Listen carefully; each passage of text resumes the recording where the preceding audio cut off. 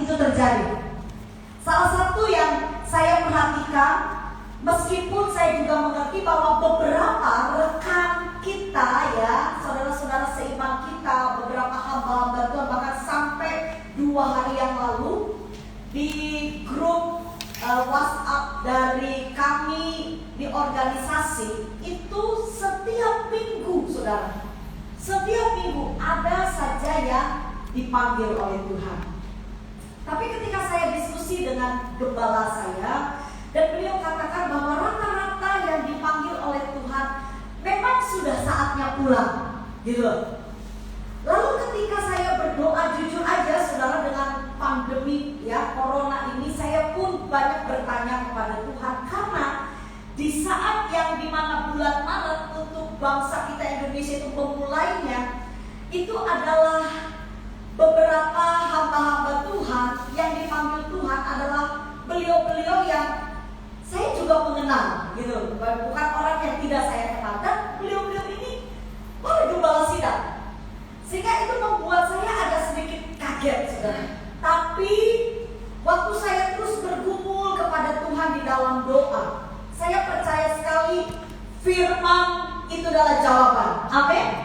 Kita jadi gereja Tuhan, jangan sampai kita ini menilai sesuatu dengan kacamata kita. Jangan sampai kita salah kaprah dalam kita berpikir. Karena saudara, ini gereja saat-saat inilah di mana kita bisa memperlihatkan kepada dunia bahwa Tuhan yang kita sembah itu tidak pernah ingkar janji. Yang setuju katakan amin. Jadi Tuhan itu tidak akan pernah mengingkari setiap apa yang dicatat di dalam kebenaran firman-Nya. Saya waktu berdoa, saya tanya gini sama Tuhan,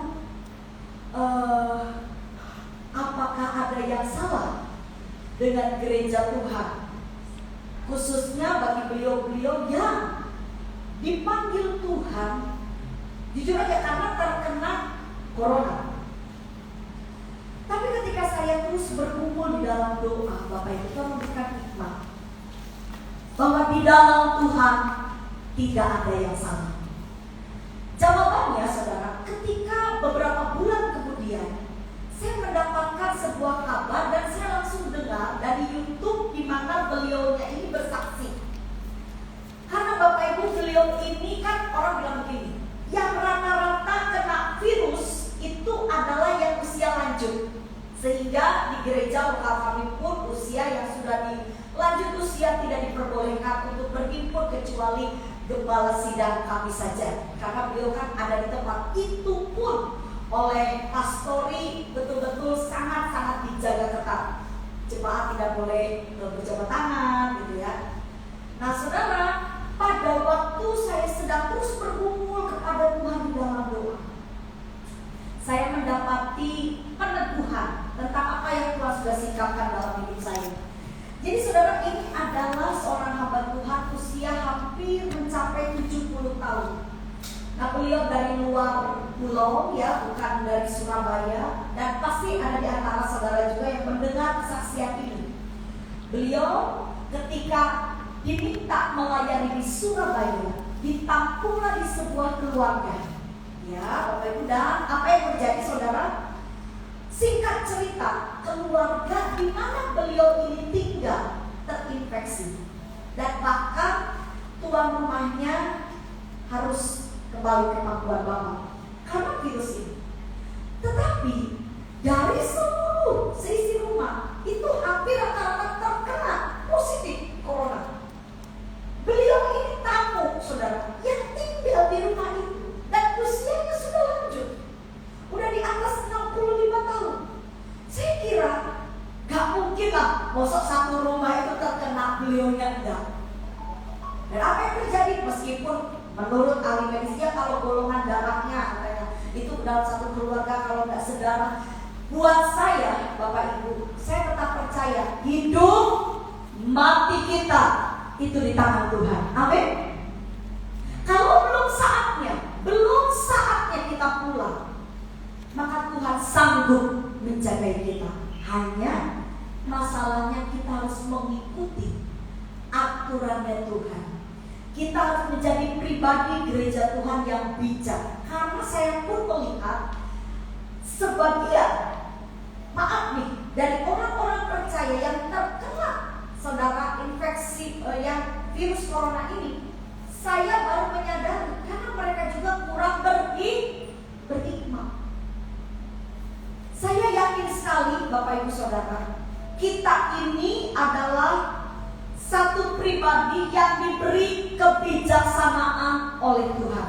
Semakin kita dekat kepada Tuhan, saya sangat yakin begini, orang itu semakin cerdas, semakin dekat sama Tuhan, harusnya semakin bijaksana.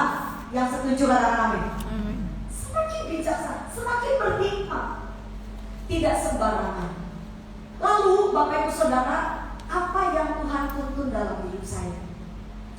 Saya bersyukur sekali selama pandemi ini, meskipun kegiatan tidak menurun ya Bapak Ibu, kecuali tatap muka. Kalau tatap muka itu memang beberapa gereja mengalami harus ya, karena kondisi ini tidak sesuai dengan keadaan ya. Jadi maksudnya ya kita harus mengikuti. Apalagi di gereja lokal saya Bapak Ibu, itu dominan sidang jemaat adalah para lansia. Dan sekali ibadah itu ratusan umat. Dan kalau ibadah tentunya akan menghimpun begitu banyak massa, sehingga kami pun harus bijaksana. Bapak Ibu Gembala kami baru menyelenggarakan bulan ini. Jadi 1 bulan kemarin sudah menyelenggarakan ibadah secara offline, tapi itu pun terbatas, hanya buat kami para pelayan untuk mulai ngecek gitu gimana di jalannya bisa gak. Dan mulai tanggal 1 November nanti, minggu besok, itu adalah perdana untuk seluruh sidang jemaat ya. Tiket sudah habis. Kami pakai tiket karena dari gugus tugas itu kami harus melaporkan siapa saja yang datang. Jadi nama semua itu dicek betul-betul. Tiket itu adalah bukan beli saudara, tapi daftar. Nah, harus daftar sesuai dengan jumlah kursi. Gedung yang biasanya dimuati 500-600 jiwa, setelah gugus tugas datang dan memberikan informasi kepada pihak gereja, maka hanya diperbolehkan 160. Sangat ini ya, jadi jarak dari satu ke satu itu betul-betul sangat jauh. Lalu setelah itu saya mencoba dengan Bapak Ibu Gembala melihat kondisi, dan puji Tuhan jemaat sangat tertib, teratur. Mereka yang tidak bisa datang karena cuma 160. 2 kali pun itu tidak nampung saudara ya. Kami masih mengadakan pagi dan sore, dan jemaat masih banyak yang mau tapi kehabisan tiket. Jadi kalau tiket habis, ya mau tidak mau mereka harus beribadah secara online di rumah. Tapi saya bersyukur ada satu yang saya ingin bagi sama Bapak Ibu. Selama masa pandemi, Tuhan itu ternyata tetap tidak pernah meninggalkan gerejanya. Amin. Amin. Jadi Bapak Ibu, memang masalah tidak berhenti. Saya pun dengan gembala ada satu kali kami harus agak sedikit ya jantung ini berdebar, karena jemaat itu yang betul-betul terdampak itu dari pandemi ini hampir 60% kayak gitu. 60%. Tapi saya bersyukur sekali bagaimana ketika kami bersatu hati hamba-hamba Tuhan, kami berdoa, kami mengerang kepada Tuhan. Puji Tuhan Bapak Ibu, satu persatu jemaat bersaksi dan mereka masih bisa bersyukur. Itu yang kami minta sama Tuhan. Saudara, masalah boleh datang, segala macam boleh datang. Yang kami pikirkan, apakah jemaat ini kuat? Karena kalau tidak kuat saudara, jujur saudara, kita akan mundur dari Tuhan. Saya dengan gembala saya berdoa supaya jemaat memiliki iman yang kuat. Salah satu yang membuat kita kuat, Bapak Ibu, kita harus kembali kepada apa yang Tuhan canangkan. Bagaimana Tuhan itu memberikan solusi di dalam hidup kita pada saat kita berhadapan dengan masalah. Coba ya, kita lihat simple sebenarnya Bapak Ibu. Coba lihat Matius pasal 11. Matius pasal yang ke-11 ayat 28. Ini ayat udah populer. Ya, saya ingin teman-teman yang masih berjiwa muda, mari kita membuka hati kita. Saya ambil ayat ini yang paling top markotop lah ya. Kalau sampai saudara tidak pernah baca ayat ini kebangetan, karena ini paling disukai. Saya ingin kita baca sama-sama ya. Matius pasal yang ke-11 ayatnya yang ke-28. Matius 11 ayat 28 yang sudah dapat katakan amin. Kita baca sama-sama. 2, 3. Marilah kepadaku semua yang letih lesu dan berbeban berat, aku akan memberi kelegaan kepadamu. Simple sekali. Saya cukup diberkati dengan saya punya kakak kandung ketika beliau mengupas kebenaran firman Tuhan berkaitan dengan ayat ini. Dan saya waktu itu mulai diskusi dengan kakak saya seorang hamba Tuhan di kota Semarang. Dan kakak saya bilang begini, sebenarnya jemaat itu asal ngerti apa yang diomongkan oleh Gusti Yesus, dan neko-neko, dan jelimet loh Bapak Ibu, hadapi setiap masalah. Saya waktu dapat rema ayat ini, aduh saudara, saya bilang, saya selalu ketika kami ada doa online, ibadah online ya, dan itu semuanya kan dikemas sedemikian rupa, saya selalu menghimbau sidang jemaat untuk ayo temui Tuhan. Nah ya, bagaimana kita menghadapi setiap masalah? Saya nggak tanya mau problem apalah Bapak Ibu. Saudara mau punya masalah apa? Mau saudara yang masih muda punya masalah, saudara yang sudah berkeluarga punya masalah. Dalam segala aspek, perhatikan kalimatnya cukup simpel. Marilah kepadaku. Tuhan suruh apa saudara? Datang. Coba ya, bilang sama-sama dengan saya. Datang be Tuhan. 2, 3. Datang be Tuhan. Saudara gak usah bingung tanya be pendeta. Saudara gak usah pikir, oh no, kayak begini, aduh gimana kita di gereja harus bagaimana. Gak usah bingung. Begitu jelas. Marilah kepadaku dalam bahasa Gerika. Itu Tuhan cuma suruh datang, cedek. Datangnya gak cuma datang sehello, enggak, si dekat. Dan Tuhan berjanji, ini loh kata-kata Tuhan Yesus sudah. Saya tetap percaya apa yang keluar dari mulut Tuhan, firman yang sudah betul-betul didengar, bahkan betul-betul itu sepertinya sudah dipatenkan. Ini berapa kali ayat ini? Jutaan kali orang mengucapkannya. Dan saya yakin sekali ini tidak akan kembali dengan sia-sia. Amin. Amin. Kalau kita mengerti. Jadi waktu kita berhadapan dengan masalah, saya tahu saudara menghadapi masalah pandemi seperti, bukan hanya pandemi itu Bapak.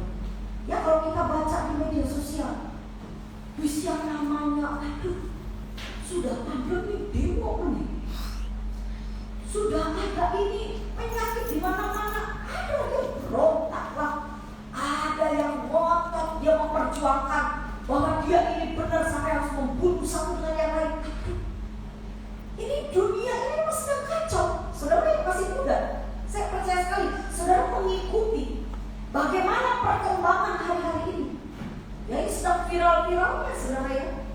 Dan beberapa gereja mungkin akan sedikit harus berpikir mengadakan ibadah hari-hari ini. Saudara, saya sangat paham sekali bahwa apa yang dicatat dalam firman Tuhan, semuanya itu menuntut kita untuk menjadi bijaksana. Amin. Jadi waktu berhadapan dengan masalah seperti ini, apa yang harus kita lakukan? Tuhan katakan kamu berbeban berat, kamu kebingungan kan? Kamu tuh khawatir kan?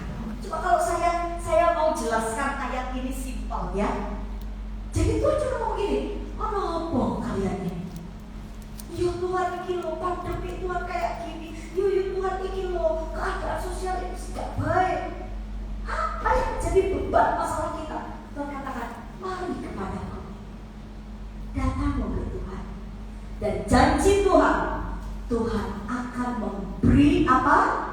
Kelegaan. Kita belajar. Kata kelegaan itu berbicara tentang jalan keluar. Sama-sama katakan dengan saya, jalan keluar. 2, 3. Orang gak mungkin lega kalau masalahnya belum selesai. Betul? Gak mungkin lah. Orang gak akan mengalami kelegaan kalau dia belum lihat satu pertolongan. Dan Tuhan janjikan akan memberi kelegaan. Artinya apa? Saudara, Tuhan mau tolong kita semua. Sore ini firman Tuhan betul-betul ingin saudara sadar bahwa Tuhan yang kita sembah itu bukan Tuhan yang tidak peduli kepada kita. Tuhan mau menolong kita. Cuma caranya, Tuhan ada aturan. Karena Tuhan bukan Tuhan yang ngawur, Bapak Ibu. Tuhan punya aturan. Caranya datang. Nah, sekarang kita mau belajar sore hari ini gimana caranya datang kepada Tuhan yang memberi kelegaan itu, yang bisa membuat kita lega. Itu kita harus pelajari. Coba kita next ayat selanjutnya di ayat 29. Nah, ini caranya begitu simpel sebenarnya, tetapi kalau saudara tidak mengerti dan tidak melakukannya, tentunya ini juga tidak akan terjadi dalam hidup kita. Matius 11 ayat 29 dikatakan demikian, pikulah kuk yang kupasang dan belajarlah padaku, karena aku apa katanya? Lemah lembut dan apa?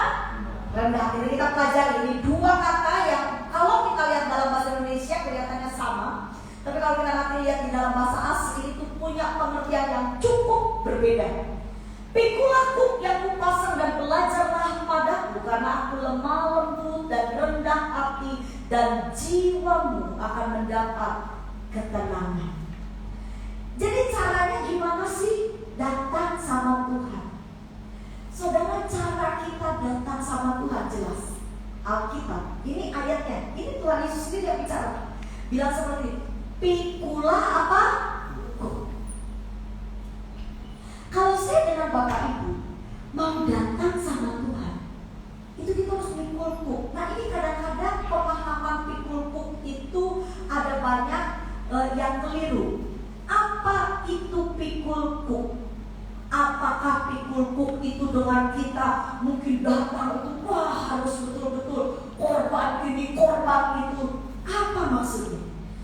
Saya ajak Bapak Ibu, kalau di dalam Alkitab saudara itu biasanya kalau ada ayat yang menyamai atau ayat yang betul-betul itu ada pengertian yang sama dengan ayat yang lain, akan dikasih tanda.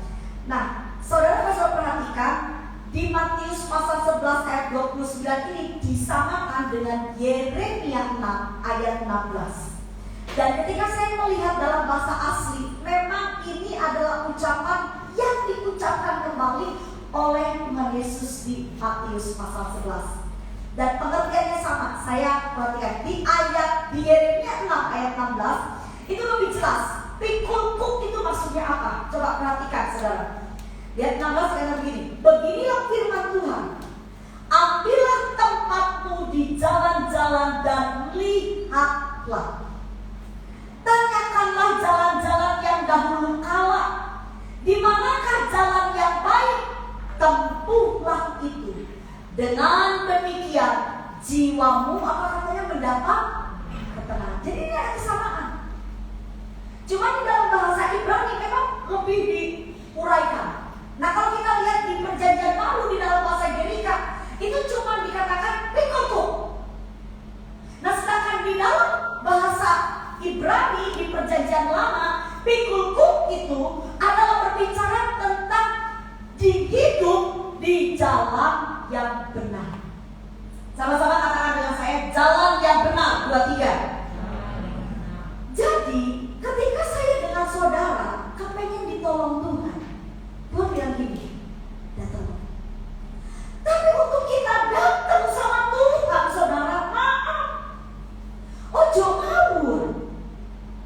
Datang sampai Tuhan itu ojo pakai prediksi kita.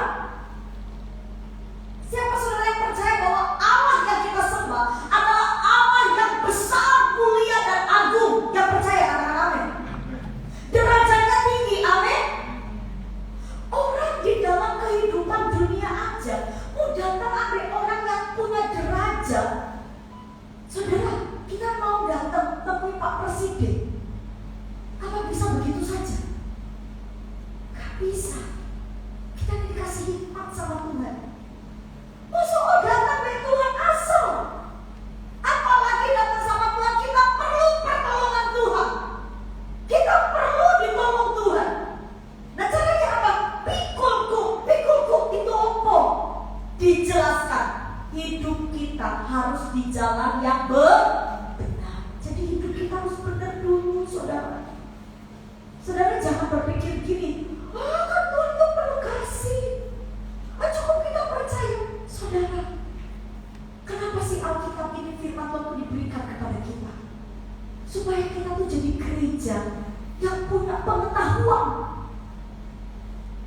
Jangan sampai kita ini binasa. Amin. Belajar Alkitab itu dengan baik. Nah kalau saudara perhatikan di sini, jadi kalau kita kembali ke Matius 11 ayat 29, untuk kita datang kepada Tuhan kita harus hidup dalam kebenaran. Itu artinya kita pikul. Nah, hidup dalam kebenaran itu seperti apa? Tuhan udah kasih contoh.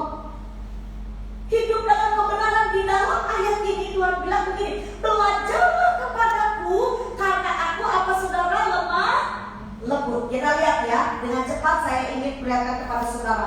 Kata lemah lembut dalam bahasa Gerika itu ditulis praus. Apa arti praus? Praus itu artinya hati yang lembut. Bahasa sehari-harinya gak keras kepala. Coba boleh bantu saya ya kanan kiri. Ini ojo keras kepala, ojo ngeyel gitu. Lu bener loh saudara. Karena kita tuh berapa kali sih dalam seminggu kita ibadah? Berapa kali dalam seminggu saudara dengar khotbah? Saya percaya pandemi ini saudara sedang kelimpahan kerohanian. Yang setuju kata kami. Dan pagi, siang, malam saudara bisa buka channel YouTube khotbah siapapun yang khotbah. Saudara bisa nonton, ini kelimpahan. Saudara, gunakan waktu itu semaksimal mungkin. Oh saudara, dulu saudara nggak ada waktu nih, ke gereja harus ada waktu datang. Sekarang saudara bisa dengar khotbah setiap saat. Betul nggak saudara? Saudara yang masih muda, ini kesempatan buat kita untuk apa? Untuk kita nabung terus sampai iman kita kuat. Karena ada satu waktu sebelum Tuhan datang, ada masa yang cukup sulit.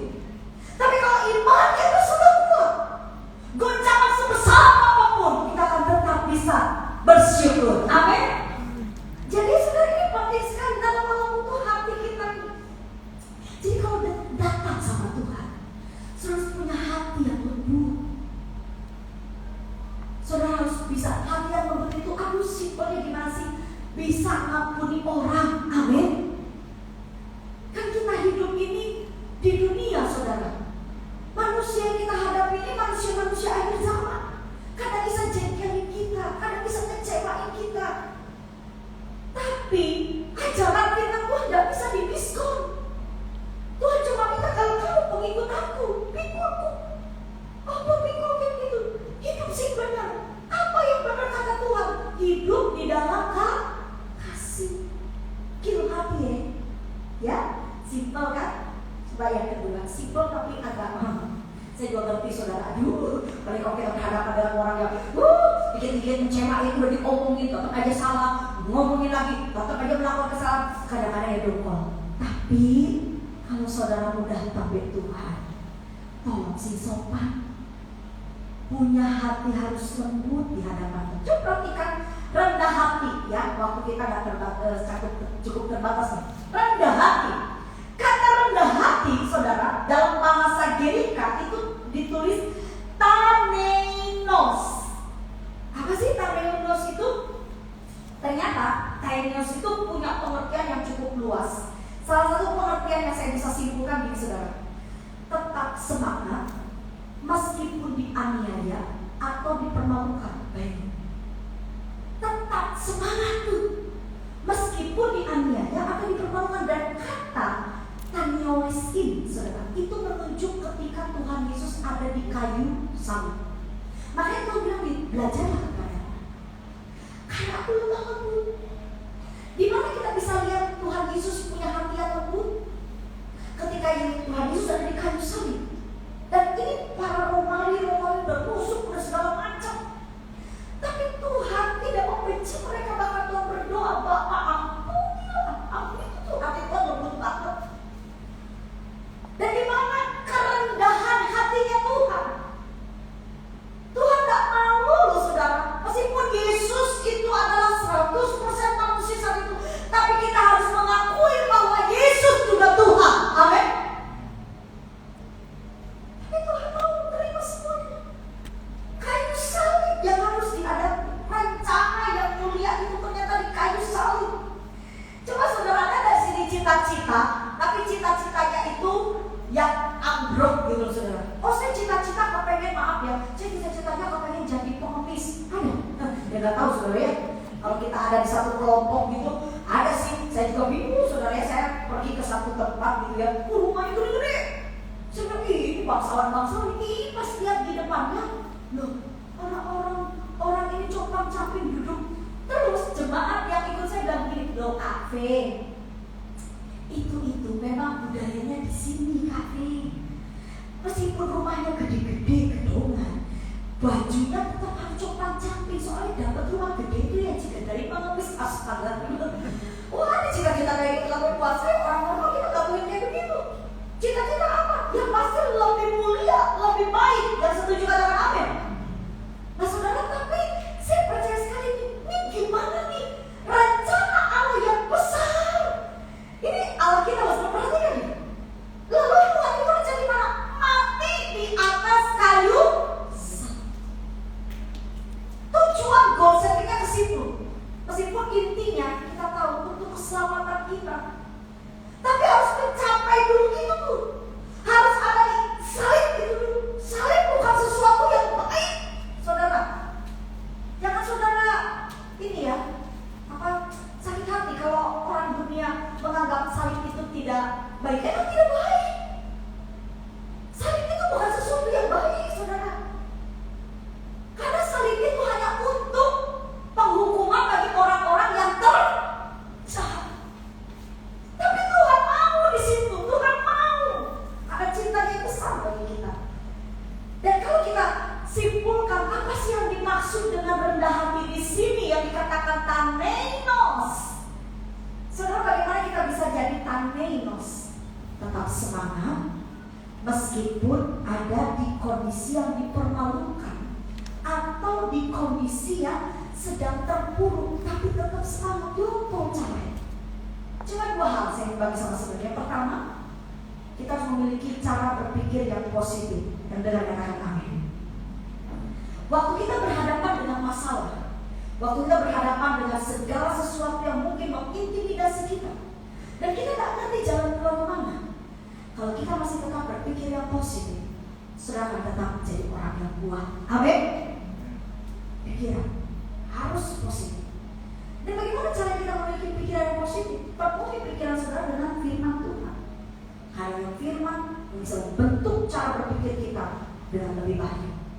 Saya percaya rumah tangga saudara yang sudah membangun rumah tangga atau calon-calon pengantin di sini, kalau ada, ingat, semua perjalanan hidup kita itu gak ada yang namanya tidak ada tantangan.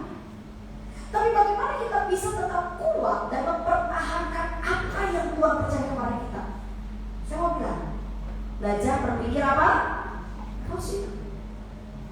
Dan saya percaya orang-orang yang punya pikiran positif, hidupnya pasti tetap kuat, tetap maju di tengah badai. Yang percaya berikan tepuk tangan yang paling meriah bagi kita. Dan kalau saudara punya pikiran positif, semua dunia bilang, wah kita hancur, wah kita ini semuanya ekonomi hancur, semua hancur. Saudara harus punya pikiran yang positif. Setiap pagi saya bangun, saya katakan rumah tanggaku diberkati, aku sehat, jemaat diberkati oleh Tuhan. Saya punya 5 nama-nama yang saya doakan. Saya selalu tumpahkan dia. Tuhan, semua orang-orang yang saya doakan pasti akan dipelihara oleh Tuhan. Itu jawaban positif. Nah bagaimana? Saya jujur, saya bilang gini, kalau pendeta yang gak kuat, aku jemaat, saya juga harus kuat. Sebab itu saya harus belajar dari firman Tuhan. Jadi untuk kita punya kerendahan hati yang dimaksud oleh Tuhan Yesus yang dikatakan taneinos, kita harus memiliki pikiran yang positif. Dan bagaimana saudara hal yang lainnya supaya kita betul-betul memiliki satu sikap yang baik ketika berhadapan dengan masalah? Belajar mengucap syukur, mensyukuri. Jadi selain berpikiran positif, belajar bersyukur. Orang itu kenapa gak bisa bersyukur? Karena dia suka banding-bandingkan hidupnya dengan orang lain. Ketika kita membandingkan diri kita dengan orang lain, saudara akan sulit mengucap syukur. Apalagi yang kita bandingkan itu, kalau saudara belajar dari hal yang lebih baik, itu bagus. Tapi kalau cuma membanding-bandingkan diri, waduh saudara, saya percaya sekali malam hari ini, sore ini, Tuhan ada beserta dengan kita. Saudara, Tuhan gak mau saudara lemah. Tuhan gak mau saudara tidak maju. Jangan ditipu oleh iblis. Lingkungan mau mendukung atau tidak mendukung kita untuk kita maju di dalam Tuhan. Firman Tuhan hari ini katakan, ayo saudara, saudara harus memiliki satu kehidupan yang betul-betul bisa dilihat oleh dunia, bahwa Allah yang kita sembah adalah Allah yang hidup. Sebab Tuhan katakan, mari datang kepadaku. Saya akan tutup khotbah ini dengan satu kalimat yang cukup memberkati saya. Kalimatnya dikatakan begini, kita ini dari seorang pribadi yang penuh dengan kelemahan. Siapa yang percaya kalau kita ini penuh dengan kelemahan dan kekurangan, katakan amin. Saya juga. Saya bukan istri yang sempurna, bukan juga hamba Tuhan yang sempurna. Saya juga bukan seorang wanita yang super kuat, tidak. Tapi saya mau katakan kepada saudara bahwa kita punya Allah yang tidak ada batasnya dan yang sempurna. Amin. Terus gimana caranya supaya kita yang terbatas itu bisa betul-betul menikmati hal yang tidak terbatas? Tentunya cuma satu kata, kita harus tersambung, terkonek dengan Tuhan. Setiap gereja yang memang punya kelemahan dan keterbatasan, tapi kalau tersambung dengan Tuhan yang tidak terbatas, terkonek dengan Tuhan yang luar biasa, maka kita gereja Tuhan pasti mengalami hal-hal yang luar biasa. Yang percaya berikan tepuk tangan yang meriah buat Tuhan kita. Puji Tuhan. Saya berikan kepada para pemain musik, mari tampil ke muka. Bapak Ibu Saudara, malam hari ini saya hanya ingin saudara semua di tempat ini jangan takut, tetap maju di dalam Tuhan. Belajar dari Tuhan Yesus, datang kepada Tuhan dengan cara yang benar, pikul, hidup dengan kebenaran, jaga hati saudara, dan mari kita berpikir yang positif, belajar mengucap syukur. Orang-orang yang memiliki karakter yang seperti ini, saya percaya dia bisa mengakhiri hidupnya dengan keadaan yang berkemenangan. Kita tidak akan sampai menolak Tuhan, murtad. Kita tidak akan seperti itu. Karena apa? Karena kita orang-orang yang sungguh-sungguh diberi kekuatan oleh Tuhan. Mari sama-sama bangkit berdiri. Saya percaya malam ini Tuhan mau kita semua datang kepada Tuhan, memiliki koneksi hubungan yang dekat dengan Tuhan, sehingga dalam kondisi apapun kita masih tetap bisa memaksimalkan apa yang Tuhan titipkan dalam hidup kita. Hidupku menggenapi firman Tuhan. Kami percaya waktu kami terhubung dengan Engkau Tuhan, kami akan melihat tanda dan mujizat itu menyertai kehidupan kami, dan kami akan tetap jadi terang, jadi berkat bagi banyak umat. Terima kasih Tuhan. Hidupku menggenapi firman-Mu, tanda mujizat sertai tiap langkahku. Kau bersamaku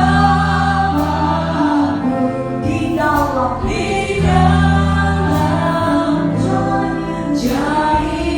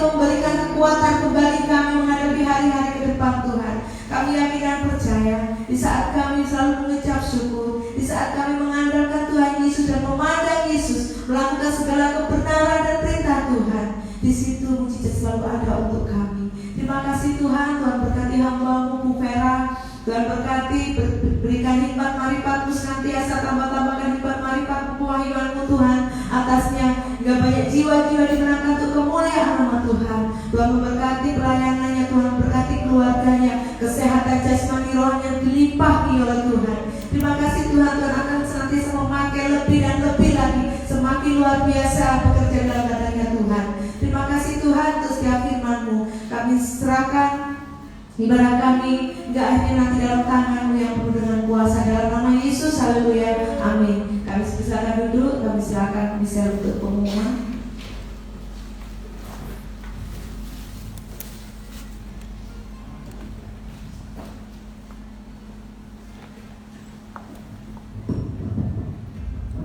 Puji Tuhan, shalom semuanya. Ya, puji Tuhan kita boleh berkumpul lagi di tempat ini meskipun dengan berkat Tuhan cuaca hari ini hujan, tapi kita tetap bisa menikmati hadirat Tuhan di tempat ini. Puji Tuhan, kasih tepuk tangan buat Tuhan Yesus. Ya, kita mau tutup dengan kembali kita sekali lagi, kita mau berdoa untuk persembahan di tempat ini. Mari kita berdoa. Bapa kami di dalam surga, terima kasih untuk berkat-Mu Bapa yang melimpah di hidup kami, dan bersyukur Tuhan yang punya Tuhan yang dahsyat seperti Engkau, Tuhan yang mempunyai hidup kami. Bapa, kalau sebentar lagi Tuhan kami akan memberikan persembahan Tuhan, kami mau berdoa Tuhan supaya tangan yang memberi Kau putuskan dan Kau berkati persembahan ini boleh semakin berguna Tuhan untuk pelayanan-Mu di tempat ini. Yang bersyukur Tuhan, terima kasih buat berkat-Mu yang melimpah. Haleluya, amin. Ya, saya akan bacakan pengumuman untuk sepakat sambil persembahan boleh dijalankan. Untuk hari Senin di tempat ini kita ada ibadah doa malam mulai pukul 7 malam hingga selesai. Dan juga minggu depan kita boleh kembali lagi di tempat ini untuk beribadah kembali di ibadah youth dewasa muda mulai pukul 5 sore hingga pukul 6. Lalu juga hari Minggu kita ada ibadah raya di tempat ini mulai pukul 4 hingga 5.30. Jadi ibadahnya diperpanjang 30 menit sehingga ibadahnya menjadi 1,5 jam.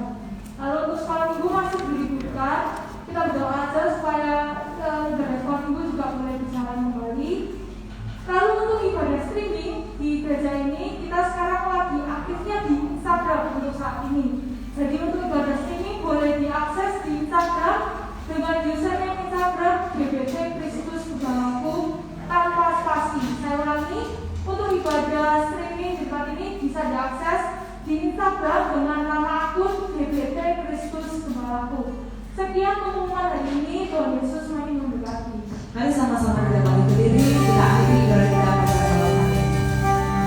Hidupku menggenapi firman-Mu,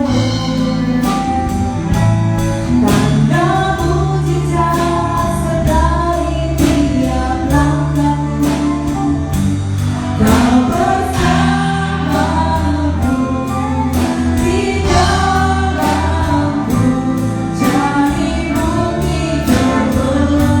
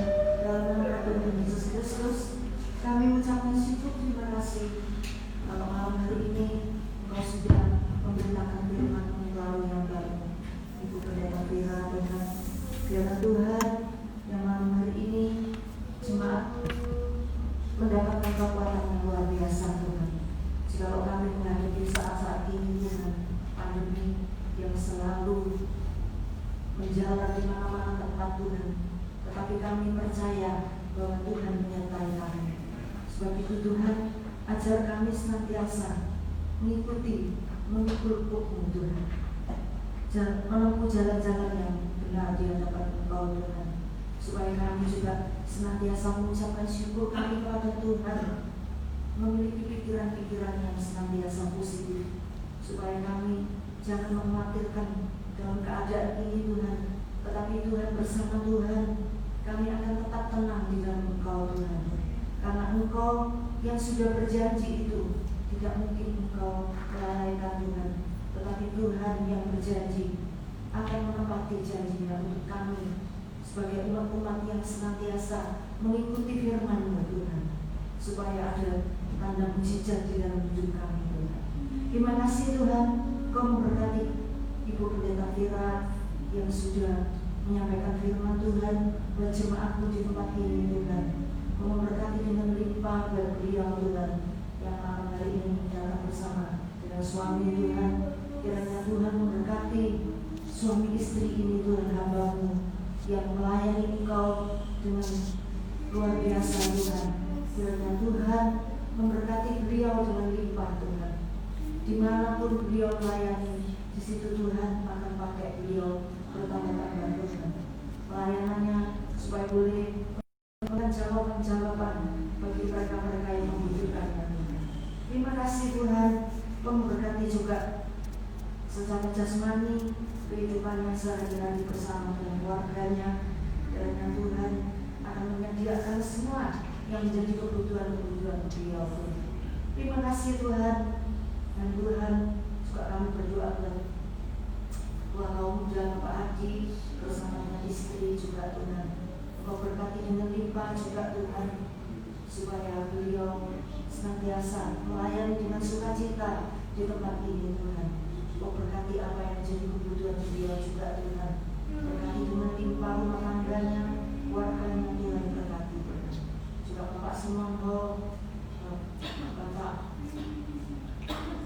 kiranya Tuhan memberkati dengan limpah juga Tuhan, supaya Tuhan kami yang melayani ini Tuhan tidak akan sia-sia, tetapi Tuhan akan mengetahui semuanya itu Tuhan. Tuhan akan menyediakan itu semuanya. Berkati juga Tuhan yang BL, singer, pemain musik, Kau berkati dengan limpah Tuhan. Mereka yang melayani dengan sukacita untuk memuliakan nama Tuhan. Kiranya Tuhan senantiasa memberkati setiap kami. Para jemaat Tuhan yang sudah datang hadir untuk mencari Engkau, mencari firman Tuhan, supaya firman itu Tuhan akan menguatkan setiap kami Tuhan, supaya firman tidak akan kami lakukan dengan sia-sia, tetapi kami pergunakan dalam hidup sehari-hari. Terima kasih Tuhan, sertai kami dalam perjalanan pulang, supaya kami boleh juga kembali lagi di hari Sabtu yang akan datang kembali lagi ke tempat ini Tuhan. Dan Tuhan, kiranya kasih karunia dari Allah Bapa, Putra dan Roh Kudus menyertai, melimpah di dalam kehidupan kami masing-masing. Segala doa kami naikkan di dalam nama Tuhan kami Yesus Kristus. Terima kasih. Haleluya. Amin.